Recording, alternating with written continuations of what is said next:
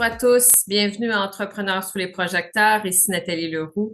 Très heureuse de recevoir Monsieur Pierre Nadeau, fondateur, président de Nadeau Branding. Vous êtes un spécialiste en images de marque. C'est bien ça. Voulez-vous nous parler un peu de votre entreprise, de qu'est-ce qui était la bougie d'allumage pour la fondation de cette entreprise? En fait, l'histoire, moi, c'est 40 ans de marketing, mais le premier 20 ans, j'ai été spécialiste en marketing de relations, euh, c'est-à-dire tout ce qui est database marketing et puis entretenir, faire de la vente directe. À cette époque-là, c'était par la poste. C'est Ah avant. oui, hein? Mais pendant ce 20 ans-là, ben, j'ai travaillé avec des grosses entreprises là, comme Desjardins, Mhm. organisations comme Québec Loisirs, Yves Rocher pendant 8 ans. Donc, j'ai travaillé pendant 20 ans dans ce domaine-là. Et puis, j'ai quand même monté une agence assez importante. Là, j'avais 36 employés dans cet univers-là. Et puis, j'ai fusionné mon agence dans un groupe américain, dans Young Rickham, qui est une des 10 plus grandes boîtes de marketing au monde. Et ça a duré, j'ai fusionné en 98 et puis en 2002, euh, c'est là que, ben, je vais faire une histoire courte, là. Euh, parce que j'étais le petit cousin du Nord, petit cousin canadien, mais quand je descendais à New York, ben, les livres étaient ouverts de l'agence américaine. Et je découvre que ces gens-là avaient investi 57 millions de dollars en recherche.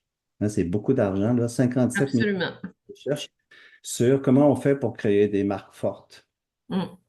Et puis, la méthodologie qu'ils ont utilisée de 1989 jusqu'en 2002, c'était les 1200 plus grandes marques au monde, hein, les Chanel, les Dior, Ouais. les Ford, enfin, toutes les grandes organisations, 1200.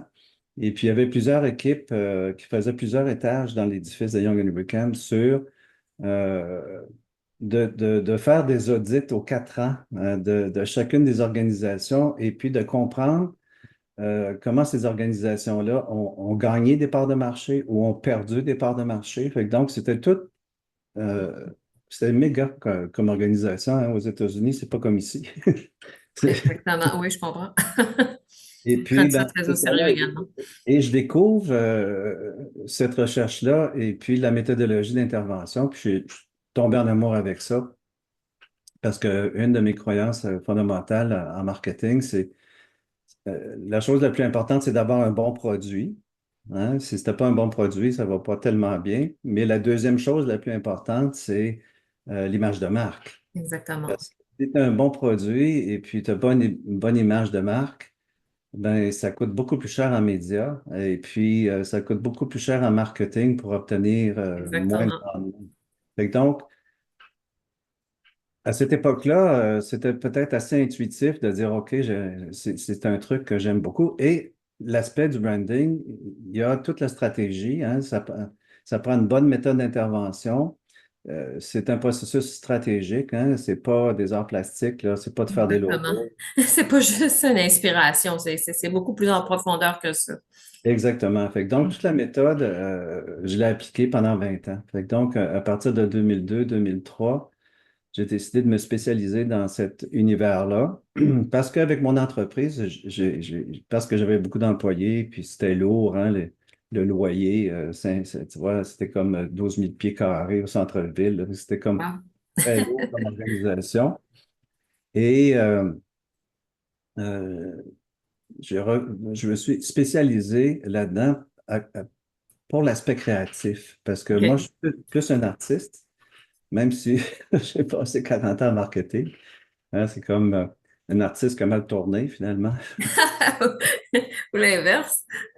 Oui. Non, mais c'est cet Belle aspect-là de opportunité. la créativité, Mm. ça me stimulait parce que j'aimais beaucoup faire du design, faire des belles choses, donc créer des Vous images avez de... un superbe parcours et ça, le côté créatif et artistique est vraiment en lien avec le branding puis l'image de marque. Absolument, Oh oui, absolument. c'est venu vous chercher, c'est sûr. Et la psychologie, hein, et puis tout le processus de vente. Et je travaille avec cette méthode-là. Ce que j'utilise, c'est tout l'univers archétypal. Fait que donc, le branding archétypal, c'est quelque chose qui est pas tellement connu Non, effectivement. et puis qui est très, très fort parce que euh, quand on a à raconter une histoire, hein, comme on fait un film, un scénario de film, ben, il faut travailler avec les archétypes pour que les personnages puissent avoir du sens dans l'histoire. Puis je suis tombé en amour avec ça, là, tu vois, avec Joseph Campbell. Je ne sais pas si vous connaissez Joseph Campbell. C'est Oui, le père des mythes, hein, c'est ça. Fait que lui, lorsque George Lucas travaillait sur son scénario de Star Wars, son consultant, c'était Joseph Campbell. OK. Wow. Et puis c'est pour ça que Star Wars est devenu quelque chose de puissant parce que les spectateurs qui écoutaient le film, ben, ils savaient le méchant, le bon, la princesse, tout était construit en fonction d'archétypes. Fait que donc, c'est une méthodologie en intervention au niveau du branding qui est OK. extrêmement Donc, euh, c'est très vaste, le pouvoir de l'image de marque à tous les niveaux, même au cinéma. absolument. Parce que en branding, ce qu'on fait, c'est qu'on raconte des histoires, hein. Hmm. C'est-à-dire que lorsqu'on prend une corporation, il y a toute une méthodologie d'intervention pour arriver à structurer la grille visuelle, hein, la grille graphique, la grille identitaire et la grille rédactionnelle. Fait que donc, les quatre grilles qui fonctionnent dans une structure de branding, ben, ça devient cohérent et puis ça devient crédible. Et puis, si c'est bien fait, ben, ça développe du capital de sympathie envers la corporation et c'est l'idée de gagner la confiance là-dedans. Fait que donc, c'est quelque chose qui m'a passionné pendant 20 ans. Ça me passionne encore parce que je fais encore des travaux. Et puis, j'ai eu la chance de travailler sur des beaux dossiers, hein. J'ai travaillé sur Parc Canada pour toutes OK. les grilles de rédaction. J'ai travaillé pour FedNav, qui est le plus gros transporteur maritime au Canada. Fait que la ville de Longueuil, l'avenir des Mirabel. Fait que j'ai fait beaucoup d'interventions C'est très passé un varié à an. plusieurs niveaux. J'ai vu des marques cosmétiques, j'ai vu des marques en technologie. C'est très, très varié. Absolument. Et toujours avec la même méthode. C'est ça qui Oui, est OK. important. Parce que lorsqu'on a une méthode d'intervention qui a fait ses preuves, ben, on amène les clients à suivre la méthode et puis on arrive toujours à la bonne place OK. à la fin. Parce que nous, ce qu'on vend chez Nado Branding, c'est l'idée des marques authentiques qui est très différent que d'une une marque qui est plutôt où c'est des masques. Hein? C'est pas Oui, l'idée du masque, je me déguise pour pouvoir te vendre quelque chose versus c'est moi qui te vends quelque chose. Puis, un absolument. bel OK. exemple de marque authentique, c'est les aspirateurs Dyson aux États-Unis. Monsieur Dyson, lorsqu'il faisait ses représentations, il ne fait peut-être plus maintenant, mais à l'époque, il disait, ah, moi, j'ai fait 4500 prototypes et puis cet aspirateur-là, ça marche. Tu vois, et c'était très crédible. Et puis, la façon que M. Dyson était présenté, c'était un ingénieur qui travaillait dans son laboratoire. Tu savais, il y avait une belle histoire et Il y les avait gens. une histoire de marque à l'arrière de ça. C'est ça qui est important aussi, Oui, de sentir qu'on a un lien avec la marque. Est-ce que c'est... exactement. Mhm. Comme Steve Jobs, hein, avec Apple aussi, tu Exact. vois, il arrivait en jeans puis en t-shirt puis il disait, j'ai fait un téléphone. Tu vois, il n'y avait pas de French Cancan en arrière, il n'y avait pas Ah de. oui, c'est ça. Oui, on C'est achetait l'histoire au complet et c'était très crédible et c'est encore vrai aujourd'hui. Euh, Ce que j'entends, c'est, en tout cas, vous avez un super beau parcours, très inspirant. Moi, je suis une femme. Je trouve ça très important pour toute entreprise, les plus petites aux plus grandes entreprises, d'avoir une image de marque forte et d'en discuter et de s'asseoir pour avoir un plan stratégique à ce niveau-là. Je trouve que c'est vraiment important. qu'on soit en démarrage ou qu'on soit rendu plus loin dans l'entrepreneuriat. Dites-moi, qu'est-ce qui vous avait inspiré au départ pour dire, oh, moi, je pars, toute l'histoire que vous avez racontée, mais ensuite pour, tu sais, réussir à y amener 35 employés, ça fait quand même un certain temps. C'est vraiment toute une belle entreprise que vous avez bâtie. Oui, ben, en fait, si on retourne un peu en arrière, Oui, euh, j'ai commencé à travailler pour cette agence-là américaine qui était une division qui s'appelait Wunderman, Wunderman, Wunderman, qui est OK. un nom allemand. Allemand.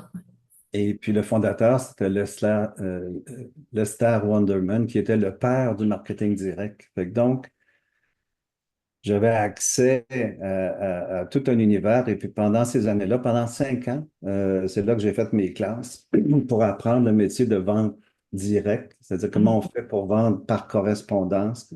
On va dire, je vends quelque chose, mais je ne suis pas là. Fait que c'est tout un monde. Et puis pendant ces années-là, je travaillais sur des dossiers comme Time Life, Grolier, Lafon, beaucoup de maisons d'édition où encore aujourd'hui, même des fois, je vais dans des maisons puis je vois des collections d'encyclopédies. Oui. Time Life, je dis, ah, c'est probablement moi qui ai vendu ça. Mais c'était tout le b.a.-ba de la vente directe qui aujourd'hui, maintenant, est devenu par Internet, hein. Donc, Oui, c'est ça. les Les principes méthodes ont sont... beaucoup changé. Oui, mais l'humain est resté le même. C'est ça qui est intéressant. C'est-à-dire que si on prend une compagnie comme Yves Rocher, Mm. qui fait 3 milliards de chiffre d'affaires avec 8 000 employés dans 70 pays, hein, et puis c'est durant la vie humaine de M. Rocher, il a réussi à monter un empire en Oui, vente. vraiment. Fait que c'est fabuleux. Puis pendant toutes ces années-là, ben, j'ai appris les techniques parce que le fondement du marketing direct, c'est de faire des tests. Hein, on teste le rouge, on teste le jaune, on teste OK. 9,99. Fait que cette notion-là d'aller dans le marché et puis de voir qu'est-ce qui fonctionne pas, cette information-là n'est pas disponible dans les universités. Fait que Oui, donc, tout à fait. quand on fait le métier, puis qu'on fait ces tests-là, on s'aperçoit, puis encore aujourd'hui, tous ceux qui font de la vente directe, hein, tous ceux qui ont des magasins en ligne, des trucs comme ça. Fait que donc, il y a tout un monde et il y a une science derrière ça, qui est la base du marketing direct. Mais après l'avoir fait pendant 20 ans, j'ai vraiment saisi l'importance de l'image de marque. Et je me suis dit, OK, je vais devenir, ça me tentait, hein, ça me tentait d'aller dans cet univers-là. Et puis, ben, pendant 20 ans, je suis devenu un spécialiste pour avoir lu beaucoup sur le sujet, d'avoir fait les recherches. Ça devient une passion. Oui, oui, oui. Ben, Puis, parce qu'il y a tellement de possibilités avec l'image de marque quand on fait une stratégie marketing ou de vente, comme vous dites, ou tout simplement de l'ADN de l'entreprise. absolument. Et aussi, ça va même jusque, je ne sais pas si vous connaissez Clotaire Rapaille. Ça vous dit quelque chose, Clotaire Rapaille? Oui, et ça me dit quelque chose, effectivement. Peut-être qu'on peut en parler un peu plus. Je suis pas sûre que tout le monde sait de qui on parle. Ben, Clotaire Lapaille, il y a eu dans les années, il y a peut-être 5 ou 6 ans, une saga avec la Ville de Québec où il avait été embauché pour faire le branding de la Ville de Québec. Mais mis ça à part, c'est un monsieur dont sa méthodologie est très inspirante parce qu'il travaille avec des essences de marque. OK? C'est pas toutes les corporations qui travaillent avec les spécialistes en branding, c'est pas tout le monde qui Mm, travaille avec la notion d'essence de marque. exact. Et puis, lui, il y a un livre qui a écrit là-dessus qui est très, très intéressant, peut-être pour les gens qui veulent en savoir plus. Là, ça s'appelle Code de culture. Mhm. Fait que donc, Culture Code en anglais. Et puis, c'est un bon bouquin pour saisir euh, que l'image de marque doit coïncider avec une culture locale. Fait que donc, dans son livre, il explique comment lui, il vend des Jeeps en Allemagne ou comment il vend un Jeep en France ou comment il Mm. vend un Jeep aux Américains. C'est pas la même chose. Même si c'est le même branding, il faut considérer la culture locale. Fait que donc, ça va très loin. Oui, ça va très, très loin. Dites-moi, avec l'expérience que vous avez, qu'est-ce que vous pouvez dire sur 2024, sur les défis ou les opportunités qui nous attendent à ce niveau-là, au niveau marketing, image de marque, avec tout le changement, l'intelligence artificielle, les réseaux sociaux. Est-ce que c'est aussi important d'avoir cette image de marque forte où on peut juste se lancer ces réseaux sociaux et espérer que tout va bien aller? Non, ben, moi, je vais prêcher pour ma paroisse, là, mais l'image de marque, c'est fondamental. Puis même pour des startups. Ouais, moi, je dis souvent, j'ai accompagné des startups aussi là-dedans. Et puis souvent, il n'y a pas d'argent pour faire la réflexion de marque ou réflexion identitaire. Mais moi, ce que je dis, c'est que si on veut tester un produit puis aller dans le marché, il faut trouver un minimum d'argent à investir dans une réflexion d'identité. C'est fondamental parce que si on va dans le marché avec une image qui est un peu boiteuse ou qui n'est pas articulée, c'est difficile d'avoir un bon résultat mesurable pour dire, ah, mon produit va fonctionner, maintenant je vais chercher des investisseurs puis on va investir. Fait que donc, il faut avoir un bon produit et il faut avoir simultanément un positionnement marketing, une image qui est dégagée avec une histoire à raconter. Mm. C'est surtout ça. Justement, Maintenant, dans une mère d'entreprise, c'est sûrement où ça semble encore plus important c'est de fondamental. se différencier. Oui, exactement. C'est Donc, c'est la fondamental. base. Exactement. Puis, une des différences peut-être qui est apparue il y a peut-être ou 4 ou 5 ans avec nos clients qu'on accompagne, on a ajouté une dimension de révolution de marché. Et puis, OK. ça peut faire une grosse différence. C'est-à-dire que dans le processus de réflexion d'identité, il y a les croyances fondamentales de l'organisation qu'il faut faire de l'ordre là-dedans pour déterminer les fondements des croyances par rapport à mettre un produit en ligne ou un produit Mm. en vente, tout simplement. Il y a la différenciation de marché, la différenciation, ce qu'on appelait anciennement le USP, hein, Unique Selling Proposition, là, tu vois le USP là-dedans, et On l'appelle les encore attentes. comme ça. Pardon? On l'appelle encore comme ça, souvent. Oui, ben c'est ça, mais on entend moins maintenant. Ah ouais, c'est super important. Et, mais plus loin que le USP, je ne suis pas juste différent. Mm. J'arrive dans mon marché et je fais une révolution. C'est-à-dire que c'est pas juste se démarquer avec une différence, mais c'est carrément d'encourager les clients à dire, OK, tu vas aller dans le marché, là, comment tu ferais pour révolutionner ton domaine d'intervention? OK? Fait que ça, c'est une grosse, grosse question qu'on amène et souvent les clients travaillent fort là-dessus. Oui, j'imagine. Parce que c'est encore plus loin qu'une proposition unique, là. On est rendu dans la stratégie. Exactement. Et puis, c'est Mm. valable pour tous les domaines, hein. Si je fais une bicyclette, comment je peux faire pour révolutionner l'univers des bicyclettes? Fait que c'est une belle question qui amène une vision à long terme par rapport à aller prendre une part de marché.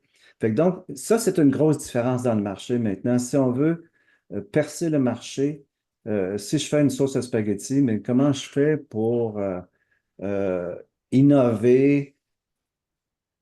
Et de faire une révolution, même dans un domaine, dans l'alimentaire ou dans la technologie ou dans l'ingénierie ou dans... Absolument. C'est ça. Et, Absolument. et l'autre aspect qu'on travaille, nous, qui est pas habituel, ben, c'est la notion des attentes consommateurs. OK. C'est-à-dire, et c'est à deux niveaux. Il y a les attentes conscientes, hein, que les clients peuvent nous dire comment ça coûte, c'est-tu garanti, tu vois, quand est-ce que tu vas me le livrer, tu vois, les attentes consommateurs. Et les attentes inconscientes. Fait que les attentes inconscientes, Mm. très souvent, ils sont plus importantes encore. Oui, Hein, c'est ce que le client ne nous dit pas. exactement. Donc, C'est il y a une belle un peu comme le réflexion. service après-vente ou à long terme ou Ouais, la mais confiance. chose comme je vais acheter cette robe-là, puis je vais rencontrer le prince charmant. Mais c'est pas ça que je fais quand je magasine. C'est-à-dire que ça Mm. va beaucoup plus loin dans la Mm. réflexion au niveau de l'inconscient. OK. Qu'est-ce que mon client ne me dit pas et qu'il ne sait même pas lui-même. OK, Hmm. ça va très loin. Et on réfléchit, et puis des fois, on trouve des perles extraordinaires quand on fait. C'est Et vraiment super plus que ça, inspirant, super intéressant. Dites-moi, quels sont, tu sais, si on veut, vos apprentissages ou vos plus grands défis depuis, depuis la pandémie ou juste cette année? Y en a-t-il? On parle beaucoup de main-d'œuvre, on parle beaucoup d'investissement, on parle beaucoup d'économie. Euh, pour vous, qu'est-ce que ça serait votre plus grand apprentissage des dernières années? euh,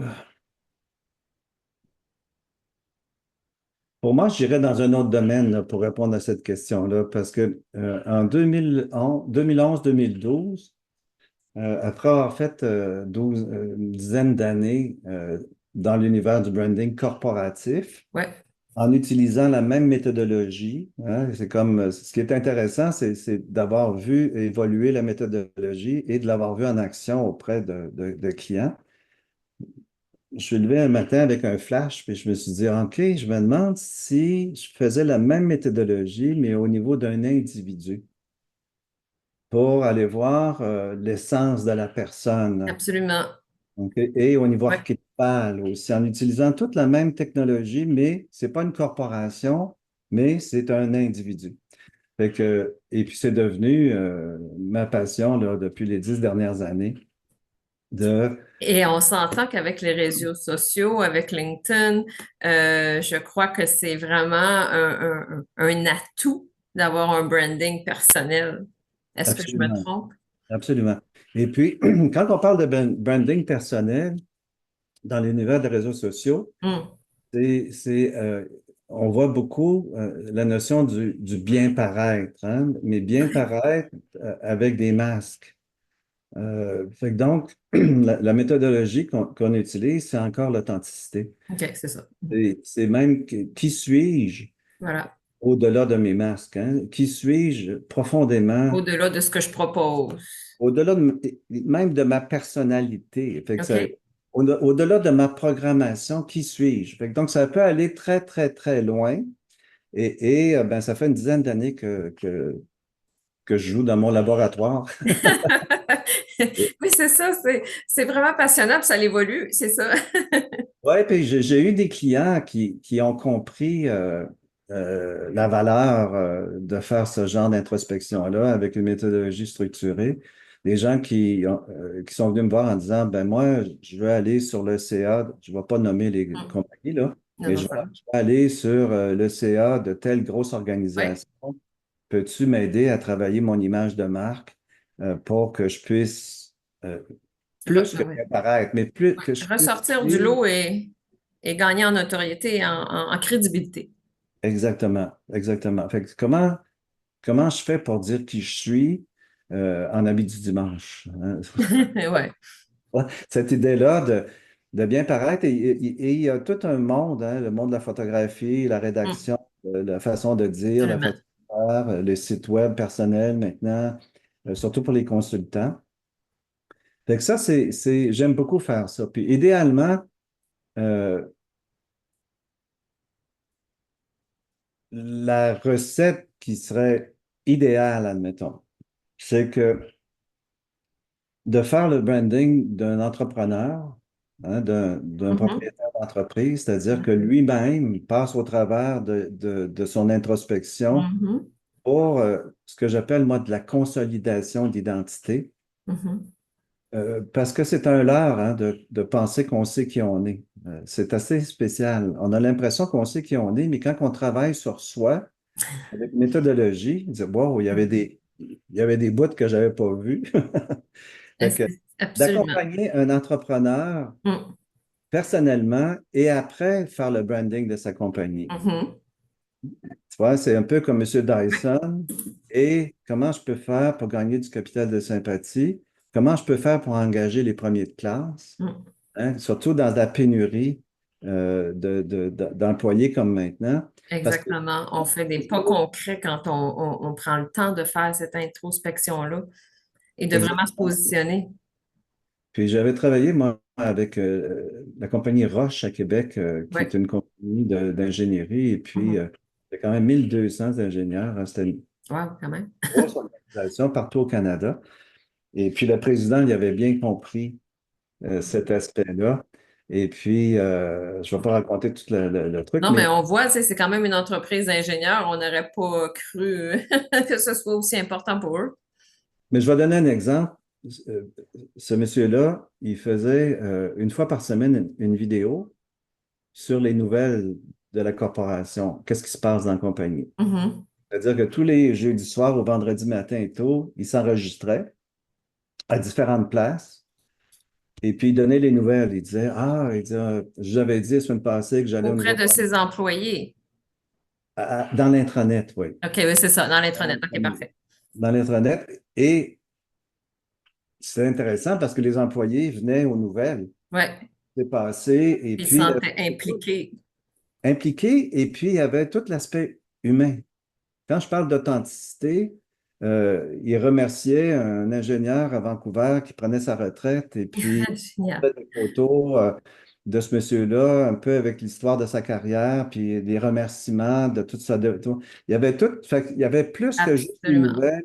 On euh, devrait prendre exemple de ça aujourd'hui. Tu sais, au lieu d'envoyer un petit courriel, hein. Ben, c'est ça. Ben, lui, il Ouais. était déjà avancé avec cette idée-là puis il se filmait lui-même, hein, c'était pas compliqué, là. Et c'était fascinant. Moi, je l'avais félicité d'avoir trouvé le temps. Parce que euh, quand on parle de branding, on parle de culture Hmm. d'entreprise en même temps, hein. Surtout dans Ça va l'embauche, loin. hein, surtout dans l'embauche, je m'en vais travailler chez Ubisoft. Tu vois, le branding est tellement fascinant. Un jeune, il va être extrêmement fier de dire, ben, moi, je travaille chez Ubisoft, hein, ou je travaille chez Apple, ou je C'est travaille vrai. chez Google. Mhm. Donc, ces corporations-là ont un rayonnement qui va attirer les premiers de classe. Parce que quelqu'un qui a beaucoup de talent, il choisit où il va travailler. Hein. Puis Oui, c'est là, ça. exactement. Fait que donc, ça, c'est nouveau. Ben, remarque, ça a toujours été quand même, Oui. mais c'est de plus en plus important avec les nouvelles Mhm. générations Oui. d'avoir une image de marque qui va avoir un rayonnement pour Mm. attirer ce que j'appelle les premiers de classe, là. Mais Oui, c'est les premiers clans, exactement.